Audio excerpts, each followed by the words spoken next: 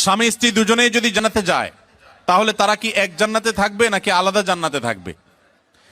স্বামী স্ত্রী দুজনে যদি জান্নাতে যায়, দুজনকে দুই জান্নাতে দিলে তারা সুখে থাকবে না এক জান্নাত দিলে সুখে থাকবে? কি বলেন? মনে রাখবেন, স্বামী স্ত্রী উভয়ে যদি জান্নাতে যান, আল্লাহ তাআলা উভয়কে একসঙ্গে রাখবেন। শুধু তা নয়, জান্নাতে যে হুররা থাকবেন, এই হুরদের সবার নেতৃত্বে থাকবেন তার স্ত্রী। এখন আপনি বলবেন যে অনেক মহিলা আমাদের কাছে প্রশ্ন করে লিখে দেয়। একবার এক মহিলা লিখেছিলেন যে ভাই, এমন একটা আমল শিখিয়ে দেন যে আমলটা করলে আমার স্বামী জান্নাতে আর যা পাক হুর অন্তত পাবে না।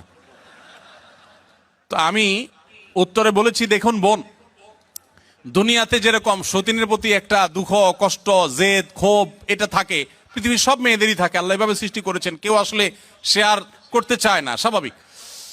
তবে জান্নাতে মানসিকতাটা এরকম থাকবে না। আল্লাহ তাআলা বলেছেন ওয়ানাজাআনা মা ফি সুদুরিহিম মিন গিল, জান্নাতে অন্তরের যত হিংসা, হাসাদ এগুলো সব আল্লাহ তাআলা বের করে দিবেন।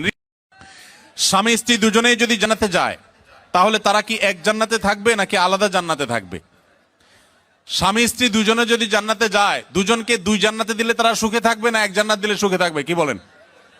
মনে রাখবেন, স্বামী স্ত্রী উভয়ে যদি জান্নাতে যান, আল্লাহ তাআলা উভয়কে একসঙ্গে রাখবেন। শুধু তা নয়, জান্নাতে যে হুররা থাকবেন, এই হুরদের সবার নেতৃত্বে থাকবেন তার স্ত্রী। এখন আপনি বলবেন যে অনেক মহিলা আমাদের কাছে প্রশ্ন করে লিখে দেয়। একবার এক মহিলা লিখেছিলেন যে ভাই, এমন একটা আমল শিখিয়ে দেন যে আমলটা করলে আমার স্বামী জান্নাতে আর যা পাক হুর অন্তত পাবে না।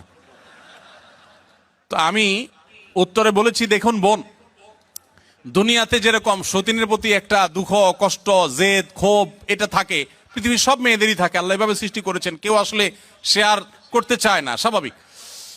তবে জান্নাতে মানসিকতাটা এরকম থাকবে না। আল্লাহ তাআলা বলেছেন ওয়ানাজাআনা মা ফি সুদুরিহিম মিন গিল, জান্নাতে অন্তরের যত হিংসা, হাসাদ এগুলো সব আল্লাহ তাআলা বের করে দিবেন।